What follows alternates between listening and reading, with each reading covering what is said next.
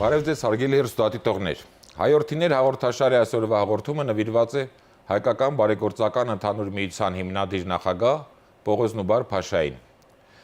Մեր այսօրվա հաղորդման հյուրերն են տնտեսական մշակութաբան Խաչատուր Դադայանը եւ Խաչատուր Աբովյանի անվան հայկական պետական մանկավարժական համալսարանի պատմության ֆակուլտետի դեկանի տեղակալ, պատմական գիտությունների տեխնացու դոցենտ Սամվել Պողոսյանը։ Բարեկալուց պարոնակ, շնորհակալություն հրավերը ընդունելու համար։ Հարգելի հեռուստադիտողներ, այժմ դիտենք Պողոս Նուբարի կյանքի եւ գործունեությանը նվիրված մի փոքրիկ ակնարկ եւ կշարունակենք մեր հաղորդումը։ Պողոս Նուբարը ծնվել է 1851 թվականի օգոստոսի 2-ին Կոնստանտնուպոլսում անվանի ազգային գործիչ Եգիպտոսի վարչապետ Նուբար Փաշայի ընտանիքում։ Տոհմը ծագում էր Սյունիքի մելիքներից, Շիկահող գյուղից։ Ավարտել է Փարիզի կենտրոնական վարժարանի ճարտարագիտաարդյունաբերական բաժինը։ 1891-ից 98 թվականներին եղել է Եգիպտոսի երկաթուղիների վարչության տնօրեն, զարգացրել է Եգիպտոսի երկաթգծի համակարգը։ Շուրջ 20 ընկերությունների եւ բանկերի տնօրեն կամ վարչության անդամ էր։ 1905 թվականին բելգիացի ամբենի հետ կառուցել է Հելիոպոլիս քաղաքը, այժմ Կահիրեի արվարձան։ Մեծ է ներդրում է Եգիպտոսում երկրագործության եւ ջրային ցանցի զարգացման գործում։ Մեխանիկական գութան տրակտորի գյուտի համար 1900 թվականին Փարիզի միջազգային ցուցահանդեսում արժանացել է ոսկե մեդալի եւ պարգևատրվել Ֆրանսիայի Պատվո լեգիոնի ասպետի խաչով։ 1906 թվականին Միլանի ցուցահանդեսի ոսկե մեդալով։ Հետագայում պարգևատրվել է եգիպտական Նեղոսի, Օսմանյան Մեչիդիե եւ Օսմանիե, բելգիական Լեոպոլդ թագավորի առաջին աստիճանի շքանշաններով։ 1888-ից 1914 թվականներին ղեկավարել է Ալեքսանդրիայի եւ Կահիրեի ազգային եկեղեցական մարմինները։ 1906 թվականին հիմնել է հայ իրականության առաջին համահայկական կառույցը՝ Հայկական բարեգործական ընդհանուր միությունը, որը նախագահել է մինչև 1928 թվական։ Միջազգային ատյաններում հայոց իրավունքները հետապնդելու համար 1912-ից 21 թվականներին Գևորգ Ե. Սուրենյանց կաթողիկոսի հրամանով եղել է ազգային պատվիրակության նախագահ։ 1922 թվականի մայիսի 5-ին Զորավար Անդրանիկ Օզանյանի եւ Նվար Քյուրքչյանի ամուսնության կնքահայրն էր։ Նրանց համար Վառնայում առանձնատուն է կառուցել։ Պողոս Նուբարը մահացել է 1930 թվականի հուլիսի 26-ին։ Թաղվել է Փարիզի Պեր Լաշեզ գերեզմանատանը։ 2006 թվականին Հայաստանի Հանրապետությունում թողարկվել է նրան նվիրված նամականիշ։ Պողոս Նուբարը Եգիպտոսում կառուցել է Գալուստյան եւ Նուբարյան վարժարանները, Փարիզում Մարի Նուբար ուսանողական կենտրոնը, Նուբարյան մատենադարանը, Կիպրոսի Մելքոնյան վարժարանը, Օքսֆորդի համալսարանում հայագիտական ամբիոնը, Երևանում Մարի Նուբար ակնաբուժարանը, Նուբարաշեն Ավանը։ Հոգացել է Հայաստան որբերի հայրենադարձման ծախսերը։ Ողջ կյանքում մոտ 300,000 ոսկի նվիրատվություն է կատարել, ավելին, քան ժառանգել էր հորից։ Պարոն Դադան, ճակատագրի բերումով մեր ժողովրդի պատմության մեջ բարեգործների պակաս չենք ունեցել։ Կխնդրեի այդ բարեգործների ողջ այդ շարանում, փաղանգում ներկայացնեք Պողոս Նուբարի ունեցած տեղը եւ դերը։ Պողոս Նուբարը ի տարբերություն մյուս բարերարների ուներ այլ առավելություններ եւս։ Նա նախ ազգային գործիչ էր, նախ քաղաքական գործիչ էր, դիվանագետ էր, բանակցող էր, հրաշալի բանակցող էր եւ իհարկե իրավացի ազգային բարերար էր։ Ես այդ ազգային բարերար բառերը իզուր չեմ ասում, որովհետեւ հենց հայկական բարեգործական ընդհանուր միության աստիճանակարգում գոյություն ունեն բարերար անդամ, բարերար, ամենաբարձր աստիճանը ազգային բարերարն է։ Պողոս Նուբարը ազգային բարերար էր, բայց Պողոս Նուբարը նաև նրան, եթե լավ եք ուսումնասիրում, շատ հեշտ է բնութագրել։ Նա ժողովրդի եւ տերն էր, եւ ծառան։ Դա շատ կարևոր բան է հասկանալու համար, Պողոս Նուբար Փաշայի էությունը հասկանալու համար, ինքը եւ տեր էր, եւ ծառա էր։ Ես ինքը ճիշտ է սիրում էր ասել, որ նաեւ ռանչպար է, որովհետեւ բարձրագույն կրթություն ստացել էր Ֆրանսիայում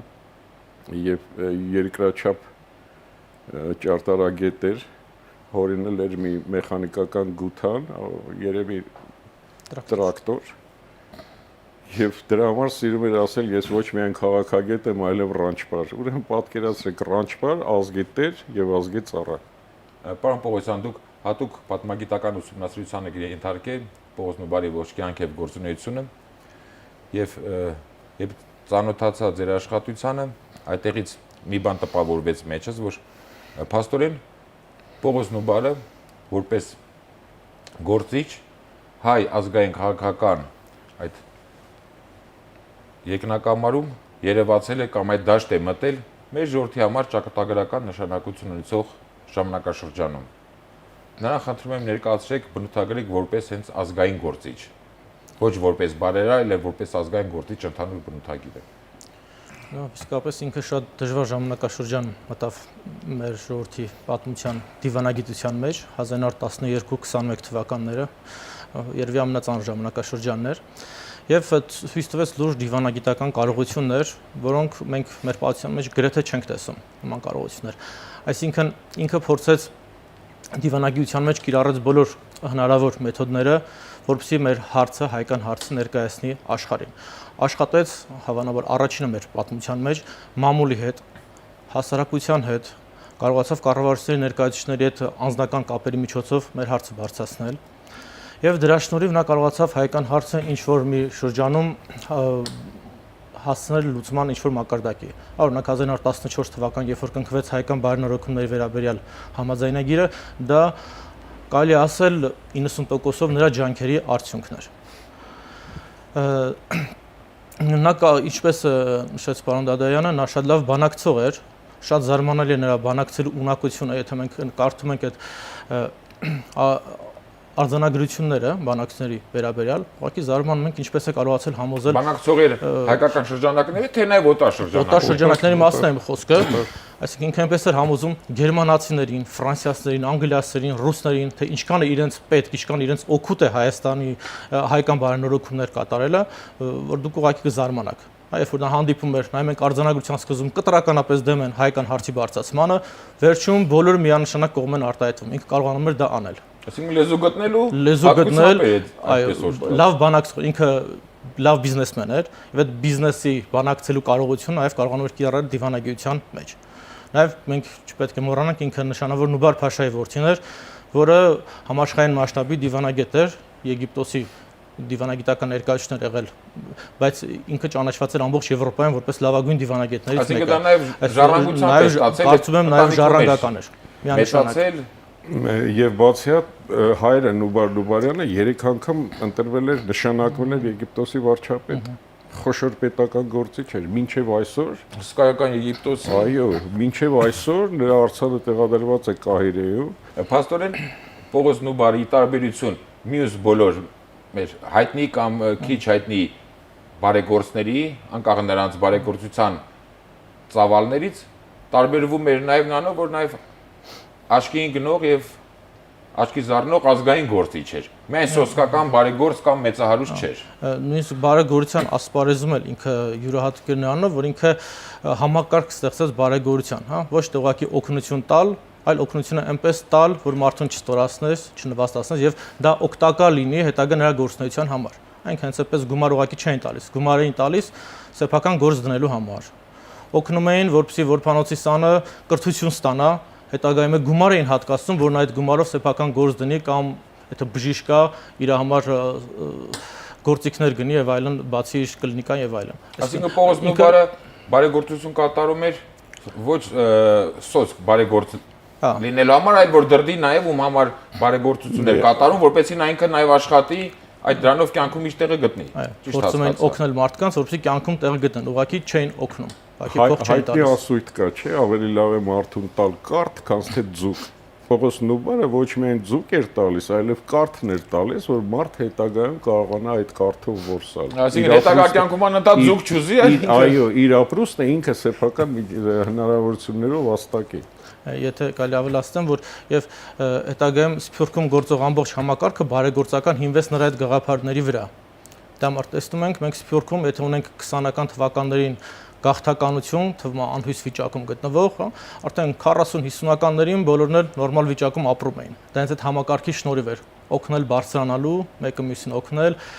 այնպես օգնել, որ դա հետագայում նրա ամբողջ կյանքի համար օգտակար լինի։ Եվ այդ արդյունավետ գործող համակարգի փաստորեն Պողոս Նուբարն է։ Դրեց դա Պողոս Նուբար եւ հետաքրքիրն է, որ ինչ որ ինքը ստեղծել է մինչեւ այսօր գործում են։ Իր բացած բոլոր դպրոցները, բարեգործական հաստատություններ, թե կլինեն թե հիվանդանոցներ, բոլորը գործում են մինչեւ այսօր։ Ինքը ամեն ինչ այնպես էր անում, որ ոչ թե այսօրվա համար մտածում, այլ մտածում էր, որ նաեւ ապագայի մասին։ Այսինքն նա Պողոս Նուբարին կարող ենք ասել դրանով էլ էր մյուս բարեգործներից տարբերվում, որ կան բարեգործներ, որոնց ստեղծած դպրոցները կամ այլ հաստատություններ նրանց մահից մի քանի տարի հետո դադարել են գործելուց, բայց փաստորեն 100 տարի անց է շուրջ, բայց նա ստեղծել է մինչև այսօր գործում են։ Հարգելի հեռուստադիտողներ, այժմ ծանոթանանք Պողոս Նուբարի մի քանի ասույթներին եւ կվերադառնանք տաղավար։ Որքան ատեն, որ մենք պետություններին կրնայինք ներկայանալ միայն իբր թախանձող, իսեր մարդկության իրենց միջամտությունը հայցելով, տեսած ենք, որ միայն համակրանք շահած ենք, առանց ազդեցիկ մի օգնության։ Երբ հիմնեցի հայ բարեգործական ընդհանուր միությունը, չէի համարձակեր պատրանքն իսկ ունենալու, թե օրման պիտի կրնար ըլլալ ինչ որ եղած է այժմ, մեր ազգային մեծագույն մեքենան բարեգործության եւ օգնության մարզին մեջ, կխոստովանին, որ արդյունքները ամեն ակնկալություն գերազանցեցին։ Արդարև համոզված եմ, թե ազգի մտարբեր տարերն իրարու միացնող կապերն ամրացնելու համար չկա ավելի ազդեցիկ միջոց, քան միևնույն հավաքական մարմնի զանազան դասակարգելու զավակած ի միասին տրված դաստիարակությունը։ Դպրոցին մեջ է, որ ամենքը հավասարապես կստանան միևնույն կրթությունը եւ միևնույն սկզբունքները, որ կծելի առաջին բեղուն սերմը միաբանության եւ համերաշխության այն զգացմանց, որ կկազմեն ազգի մուժը, զգացմունք, որ կնպաստավորեն եւ կապահովեն յուր զարգացումը եւ բարօրությունը, եւ ի սրտե ջերմապես կհայցեն մեր ազգին համար։ Ապագային վրա կրնանք հավատք ունենալ, մեր անցյալը կարդարացնե մեր այս հույսը եւ առանց ունայն մեծամտության կրնանք իրավամբ պարծիլ մեր ազգին կենսունակությամբ։ Փոքրինչ համեմատություն կատարելով կարող ենք մեզ թույլ տալ նման բան, որ Պողոս Նուբարը արևմտահայերի համար այն էր, ինչ որ Ալեքսանդր Մանթաշանցը արևելահայերի համար իրենց ունեցած թե որպես մեծահարուստ գործարար եւ թե որպես իհարկե բարեգործ, սակայն այդ առումով նաեւ մի տարբերություն կա երևի թողած հիշատակի գործի տեսանկյունից, դա Պողոս Նուբարի ստեղծած հայ բարեգործական ընդհանուր միությունն է։ Գիտեք, պայմանականորեն կարելի է համեմատել, որովհետեւ Ալեքսանդր Մանթաշյանցը քաղաքական գործիչ չէր, ազգային գործիչ չէր։ Խոշորագույն հայ բիզնեսմեն էր։ Պողոս Նուբարի բիզնեսը իմիջայլոց շատ դժվար է ուսումնասիրել, ես շատ եմ չարչարվել, որ բոլորին վերջերս էր պատահաբար հայտնաբերեցի, որ եղել է նաև Եթովպիայի բանկի վարչության անդամ, դա ինձ շատ զարմացրեց։ Ալեքսանդր Մանթաշյանցը տարբերություն չէր դնում, տարբերակում չուներ, արևելահայ կլինի, թե արևմտահայ։ Բազմաթիվ դեպքեր կան, բազմաթիվ անձինք կան արևմտահայ, որոնց նա օգնում էր, առատաձեռնորեն օգնում էր։ Պողոս Նուբարի պարագան քիչ ուրիշ է։ Ես վերջերս պատահաբար մի լուսանկար տեսա Բեյրութի որբանոցներից մեկում երեխաները նստած են, կոկի քաքնված համազգեստներով, թիկունքին մի թաղիք է քաշված, թե կարպետ էր եւ անկյունում դրել էին Պողոս Նուբարի լուսանկարը։ Մինչեւ հիմա մեր գյուղերում կա, չէ՞ որ ազգի մեծերի լուսանկարը գորգի վրա փակցնում են։ Պողոս Նուբարը բացառիկ հեղինակություն էր վայելում։ Սփյուռքում այսօրվա պատկերացումներով Սփյուռքում բացառիկ հեղինակություն էր վայելում։ Ես մի ամբողջ հատված կարող եմ հիմա ընթերցել նրա բարեգործությունների քանակի մասին, հա, պարզապես թվեր, փաստեր եւ այլն, բայց անդրադառնանք հայկական բարեգործական ընդհանուր միությանը։ Պետք է ասեմ, որ բարեգործական ստեղծելու գաղափարը իրենը չէ։ Այդ գաղափարը պատկանում է Երևան Դաղաթոնին եւ առաջի կազմը, որ ստեղծվեց, հայկական բարեգործական ընդհանրությունը հիմնվել 1906 թվականի ապրիլի 15-ին։ 10 հոգի մարդ էին, Երևան Դաղաթոնը Պողոս Նուբարի տեղակալն էր։ Երևան Դաղաթոնը իր հուշերի գրքում այսպիսի տողեր ունի, ասում է, երբ 1904 թվականին Կովկասում հրեական ջարդեր սկսվեցին, ասում է հրեաները շատ հեշտությամբ իրենց ազգակիցներին օգնության էին հասնում, որովհետև ունեին կազմակերպություն, Ալյանս Իսրայելիտ։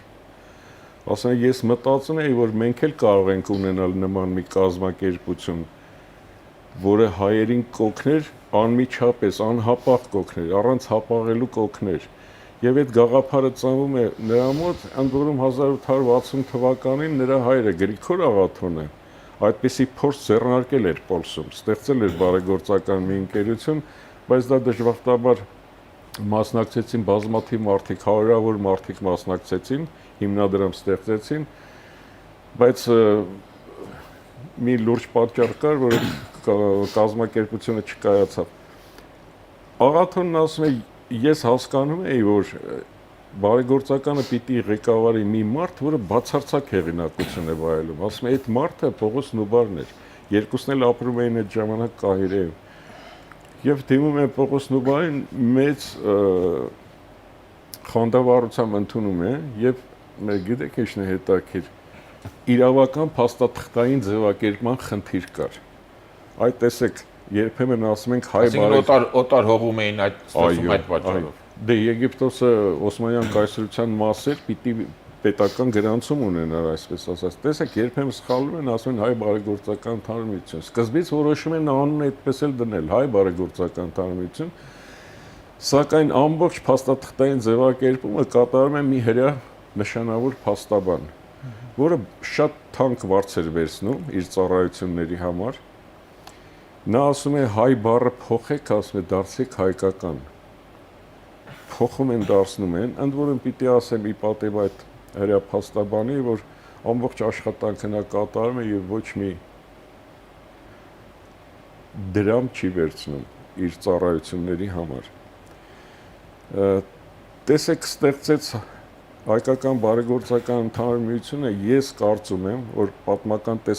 տեսանկյունից եթե դիտարկելու լինենք, ես կարծում եմ, որ դա լավագույն համահայկական կառույցն է, որը առ այսօր գործում է։ Երբ որ կարդում եք առաջին նիստերի արձանագրությունները, զանազան պատմություններ, Պողոս Նուբարի հեղինակությունն էր պատճառը, որ բազմաթիվ մարդիկ ոչ միայն ֆինանսական ներդրումներ էին կատարում, այլև կտակներ էին թողնում, որոնք պիտի կատարվեին հետմահու։ Հեղինակությունից բացի նաև Պողոս Նուբարը օրինակել էր ծառայում ես բոլոր բարեգործների համար։ Անշուշտ, ինք բացի Հավանաբար այդ գումարի մեծ մասը կամ առնվազն կեսը ինքն էր տրամադրում։ Ես դրա համար չեմ ուզում, ես դրա համար նախորդ ասի, ես կարող եմ մի ամբողջ հատված կարդալ, թե ինքը անձամբ ինչեր է արել։ Բայց իր հեղինակությունն այնքան մեծ էր, որ մարդիկ դրամը տալիս էին, վստահ էին, որ դա չի կորվի, չի կորչի, չի մսխվի, կծառայի իր նպատակին։ Եվ պատկերացրեք 1906 թվականից մինչև 1930 թիվ ինքը ղեկավարեց հայկական բարեգործական ընդհանրությունը։ Իր հեղինակությունը անսահման էր։ Այն ամբողջը ինչ որ օրինակ արձանագրությունից մի տող հիշեցնեմ, արձանագրված է, այսինչին տալ մեկ կով, որ այդ կովը հետագայում ծննդաբերի եւ այդ ընտանիքը սկսի ապրել։ Պարզ այդպես գրված էր բանի մեջ։ Եվ այն մարդիկ առաջի կազմը, որոնք որ հիմնեցին, նրանք իրոք մեր բարեգործության ռահվիրաներն են, չհաշված 1-2 հոգու, որոնք փայլուն մեր ժողովրդի ձեր հաղորդաշարի ապագա հերոսներ կարող են լինել։ Շնորհակալություն։ Այսինքն կարող ենք միանշանակ հավաստել, որ Պողոս Նուբարի ամենից կարևոր կամ գլխավոր ժառանգությունը թողած, դա հենց բարեգործականն է։ Այո, որը մնաց եւ առ այսօր գործում է։ Այդ կազմակերպությունը առ այսօր գործում է եւ իմ կարծիքով այդ կազմակերպությունը դեռ մենք ինքներս էլ չենք կարողam ճիշտ գնահատել, գուցեև իրենք էլ չեն կարողam ճիշտ գնահատել։ Ուրեմն մաղթենք, որպես այդ կազմակերպությունը Պողոս Նուբարի թողած ավանդներին եւ արժեքներին հավատարիմ շարունակի այդ ուղով գնալ։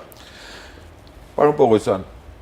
Խնդրում եմ Պողոս Նուբար-Փաշային ներկայացրեք որպես արդեն դիվանագետի, ինչու՞ չէ նաև պետական գործչի, նկատի ունեմ նրա ազգային պատվիրակության նախագահ լինելու հանգամանքը։ Ուրեմն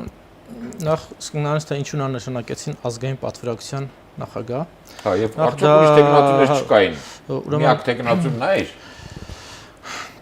Ուրեմն երբ որ խնդիր բարձրացվեց ազգային պատվիրակություն կազմավորել դեռևս 1912 թվականին, հայոց ազգային բյուրոն 5 հոգանոց ցուցակ ներկայացրեց կաթողիկոսին։ Դրա մեջ կար նաև Պողոս Նուբարի անունը։ Բայց մինչև նրանց ներկայացնելը կաթողիկոսը բազմաթիվ դիմումներ ստացել աշխարհի տարբեր վայրերից հենց Պողոս Նուբարին նշանակելու համար։ Եվ ինքն էլ արդեն որոշել էր, որ պետք է Պողոս Նուբարը լինի, ինչու՞։ Որովհետև Պողոս Նուբարը շատ մեծ վստահություն ուներ ժողովրդի մոտ, ինչպես նշեց պարոն Դադայանը, նա իսկապես շատ հարգված էր։ Նրան գրեթե պաշտում էին։ Արմտահայերի մոտ նա Աստված երկնքում երկրի վրա Պողոս Նուբար։ Այսինքն այդ վստահությունը ինքը ձեռք էր բերել տարիների ընթացքում իր ազնիվ մաքուր գործունեության արդյունքում նաև։ Երկրորդը, բացի նրա հանդեպ վստահությունից, այն կար, որ ինքը որևէ կուսակցության չէր պատկանում։ Բոլորի հետ շատ լավ հարաբերություններ ուներ։ Երկրորդ, ինքը, ինչպես ասենք, Եգիպտոսի ամենահարուստ մարդկանցից մեկն էր, ինչպես Եգիպտոսում 20 ընկերություններ էր, հիմնելու ղեկավարում էր, Եթովպական բանկում տեղ ուներ, ֆրանսիական խոշորագույն բանկերում բաժնետեր էր եւ խորհրդի ղեկավարության անդամ,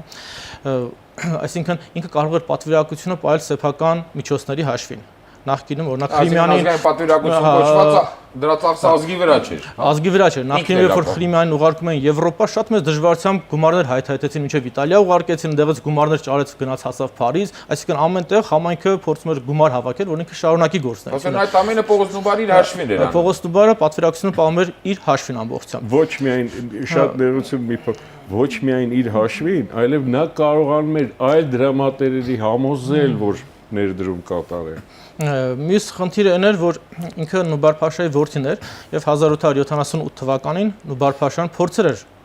Բեռլինի կոնֆերանսին մասնակցել հայկական հարցին լուծում տալ եւ թույլ չէր տվել մեր պատրիարքարանը նրան եւ այդ շրջանում շատ խոսվում էր, որ եթե Նուբարը գնար ժամանակին Բեռլին, մենք չենք ունենա այդ դժբախտ 61-րդ հոդվածը։ Հիմա ասում են, եկեք որդուն նշանակենք այս անգամ, ոնց լինի, խնձորը ծառից հեռու չեն գնում։ Եվ մեկ այլ շատ կարևոր հանգամանք էլ կա, դա այն է, որ նրա կապերն էին Եվրոպայի քաղաքական, ֆինանսական, մոտավորական շրջանակների հետ։ Անգլիայում, Ֆրանսիայում, Բելգիայում, Իտալիայում նա ուներ շատ լուրջ կապեր ղեկավարության հետ։ Վարչապետների հետ, նախարարների հետ ու ֆրանսիական այդ ժամանակի գրեթե ամբողջ վերնախավի հետ շատ մտերիմ հարաբերությունների մեջ էր։ Գրեթե բոլոր նախարարների, վարչապետների, նախագահի հետ գործնական բիզնեսարով, այլև մարդկային։ Մարդկային, նույն Պուանկարեն շատ հարգում էր Պողոս Նուբարին։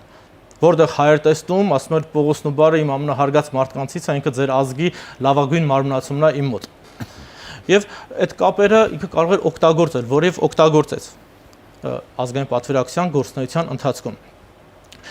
Ինքը կարողացավ, ինչպես նշեցի,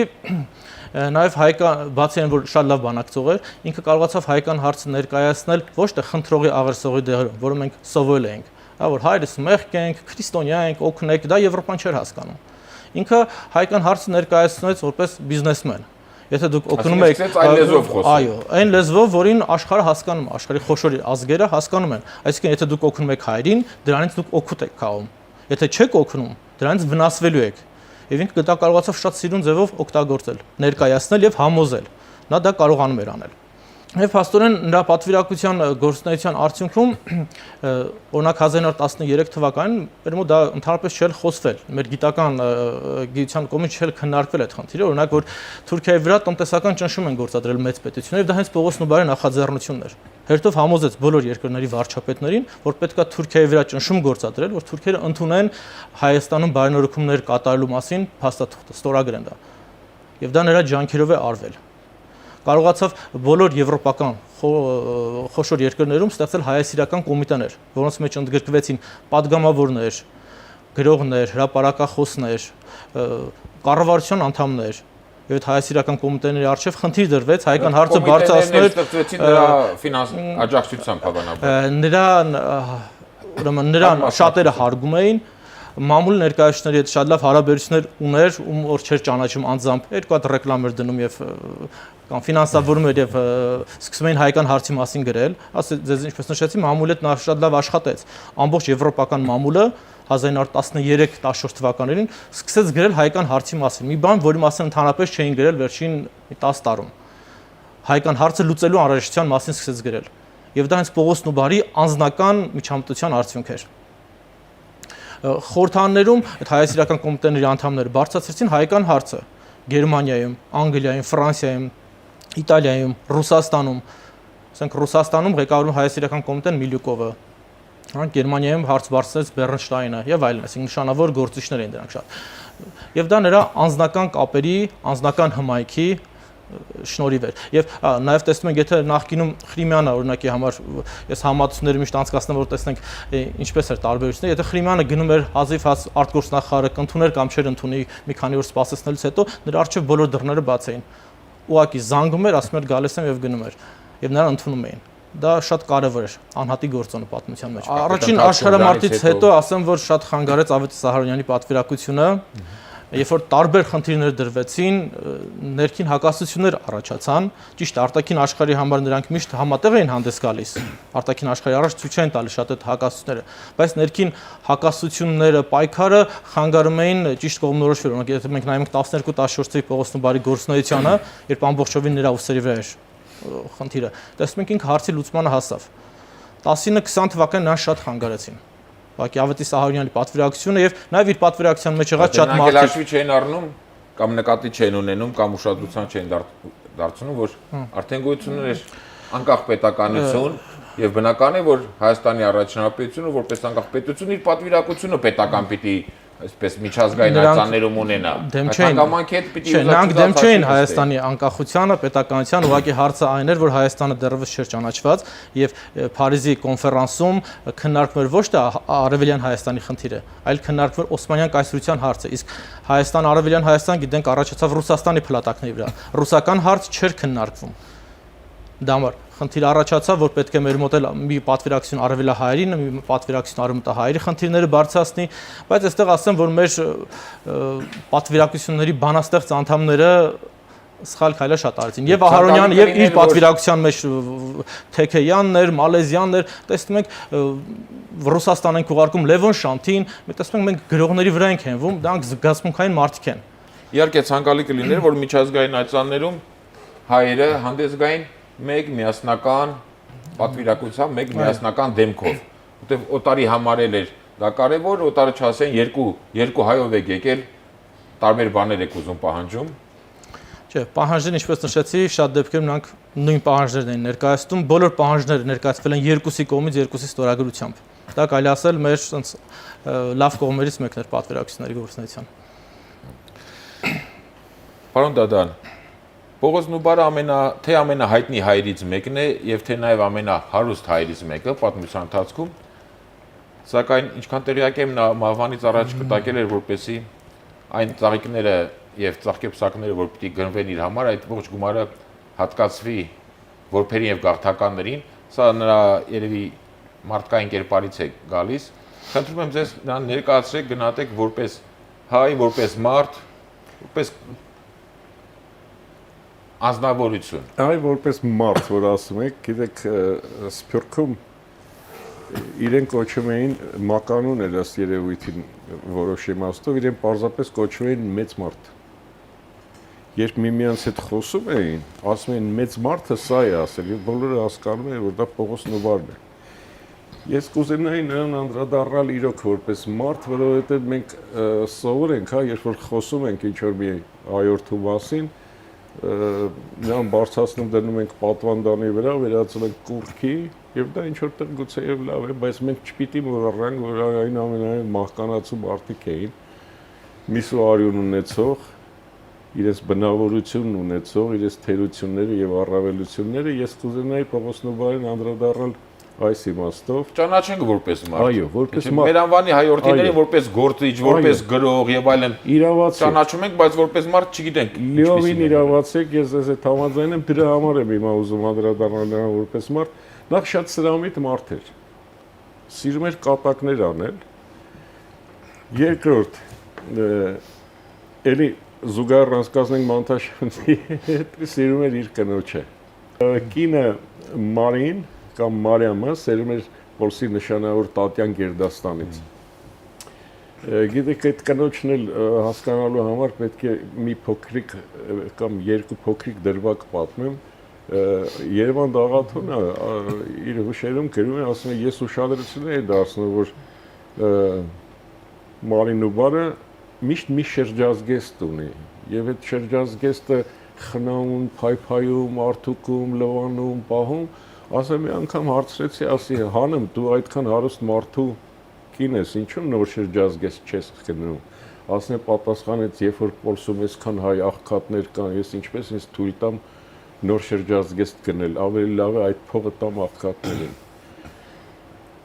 Մի ուրիշ անգամ Տրոկադերո բուլվարով անցնելիս Փարիզի Մարինուբարը տեսնում եմ մի կնոջ, որը գրքին կար ծսկեր երեխա, մոտենում տեսնում խեղճ կին է, հարց ու փորձ է անում, այդ կինն ասում է ես սոված եմ մնում, ֆրանսուհի, ասում ես սոված եմ մնում, կաթը չի հերիքում երեխային, տանում է մոտակա նպարավաճառի խանութ պանին հանձնարարում, ասում է այս կինը ինչ կուզի կտակ, առաջի շաբաթվա 60 ֆրանկից մոտավորապես 5 տարի այդ գումարը հասնում է 300 ֆրանկի եւ Պողոս Նուբարը վճարում է այդ կնոջ ծախսերը։ Հիմա տեսեք, կիններս ամբողջ հոգով սրտով սիրում էր իր ամուսնուն եւ զարմանալի հարաբերություններ էին, ամուսնուն գրում էր սիրային նամակներ եւ սիրային բանաստեղծություններ։ Պողոս Նուբարը այդ բոլորը հավաքեց 8 օրինակ տպագրեց։ Այսինքն, այսպես ասած, ներքին ընտանեկան օգտագործման համար է դա։ Այո։ 8 օրինակ տպագրեց, կնոջից ավել ապրեց 5 տարի 1 օր։ 1930 թվականի հուլիսի 26-ին մահացավ։ Հետաքրքիր է, որ զգում է իր մոտալուտ մահը, շվեյցարուհի սպասուհի ուներ Պողոս Նուբարը։ Այդ սպասուհուն նախ նստում է, ուրեմն կարդում է այդ իր կնոջ նամակները, բանաստեղծությունները կարդում է, հետո 8 օրինակն էլ պատռում է։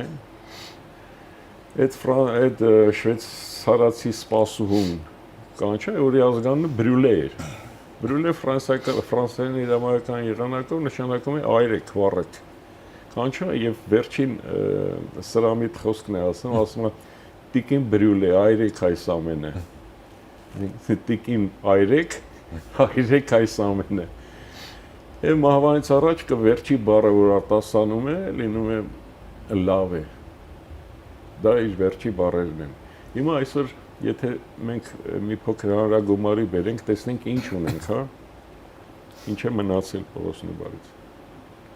Մնացել է իհարկե հայկական բարեգործական ընդհանուր միությունը։ Մնացել է Երևանի Նուբարաշեն թաղամասը։ Պետք է ասել, որ Նուբարաշեն թաղամասը կառուցվեց սփյուռքահայերի հանգանակությամբ, հատկապես ամերիկահայերի, որոնք $300,000 գումար հավաքեցին, այդ գումարին Պողոս Նուբարը ավելացրեց 100,000, բայց սկզբում կտրականապես դեմ էր, որ իր անունը դնեին։ Բայց այդ սփյուռքահայ հանգանակիչները իրենք ստիպեցին, պնդեցին եւ թաղամասը կոչվեց Նուբարաշեն։ 1937 թվին գիտեք դարձավ Սովետաշեն, մինչև 1991 թվականը, մինչև մենք անկախություն նվաճեցինք եւ կրկին թաղամասը կոչվեց Նուբարաշեն։ Եվ եւս մի փաստ նշեմ Խաչատուր Աբովյանի արձանի մոտ, եթե վերևից նայում եք, ձախի վրա կա Մարինուբար ակնաբուժարանը։ Նա այդ ակնաբուժարանն էլ կառուցեց ի հիշատակ իր տիկնոջ 12,400 եգիպտոսյան ֆունտ գումարով, դրանք ահռելի գումարներ են, եւ ամեն անգամ ես որ հանձնում եմ եւ կարդում եմ Մարինուբարը։ Հիմա մեր հայրենակիցներին է ծառայում առողջության խնդիրները։ Այս փաստերն էլ հիմա պետք է մենք ասենք հեռուստադիտողներին, հա, որ անցնելուց իրենք էլ տեսնեն եւ իմանան թե ինչ է դա կոչվում Մարինուբար ակնաբուժարան։ Ինձ թվում է կան մարդիկ, որոնց հիշատակը միշտ պետք է վառ պահել։ Այդ մարդիկ են, որոնք ազգի հիմքն են, ազգի Պողոս Նուբարյանն ով փողոց կա։ Ես չգիտեմ։ Չգիտեմ։ Այսինքն մի այդպիսի փողոց ինձ հայտնի չէ։ Երևի բավարարվել են այն բանը, որ մի թաղամաս կա, Նուբարաշենկա։ Բայց ինձ թվում է արժեր, որ Երևանում մի փողոց գոնե Ինչու միայն Երևանում։ Լենինական երկրաշարժից հետո առաջին 1926 թվականի առաջին հասնողը 26 թվականի երկրաշարժի Պողոս Նուբարն է, այդպես շարունակ։ Այո։ Հարգելի հեռուստադիտողներ, այժմ ծանոթանանք Պողոս Նուբարի մասին որոշ կարծիքների։ Պողոս Նուբարը մեկն է այն սակավաթիվ անձերից, որոնք բարձրագույն բարոյականը կմիացնեն շատ մեծ իմացականությանը։ Ռայմոն Պուանկարե, Ֆրանսիայի նախագահ։ Պողոս Նուբարը շատ հարգված անձ էր։ Նրա կապերը եվրոպական հանրային եւ քաղաքական շրջանակներուն հետ մտերիմ եւ ամբռնազբոսիկ էին։ Ոչ միայն նվիրված էր մեր դատին, այլև բովանդակ զգացումներով կապրեր, կտառապեր եւ սրտի խորքերեն կուրախանար, երբ հուսատու լույս մկերեվար մեր դատին համար։ Վահան Փափազյան, ազգային գործիչ, հրապարակախոս։ Բարձր մտավորական, որ վարժված էր ընդմիշտ մտածելու, թե այս ժողովրդին վերականգնումին ամենայն կենսական լծակը կրթությունը կրնա ալալ։ Իր ամեն գորովագեղ ուշադրության առարկա ըրավ ազգին կրթության գործը։ Թորգոմ arczepiskopos Գուշակյան, Երուսաղեմի հայոց պատրիարք։ Զինվորական կյանքեն քաշվելուց ցավով կբաժանվի իմ հրացանեն, եւ անիկա ձեր ոտքին արջև կդնեմ որպես հիացումի արտահայտություն այն ծառայության համար, որ ձեր վսեմությունը ինձմե ավելի արժանավորապես կմատուցանե հայ ազգին։ Անդրանիկ Օզանյան։ Հարգելի հեռուստադիտողները, այսպիսին էր ժամանակին արևմուտքում եւ արևելքում ամենից հայտնի անուն ունեցող հայը Պողոս Նուբարը։ Հաջորդ հաղորդմանը կներկայացնենք մեր ազգային ազատագրական պայքարի նշանավոր գործիչ Արցախցի Նիկոլ Դումանին, առայժմ այսքանը ճանաչենք հայրենիներին։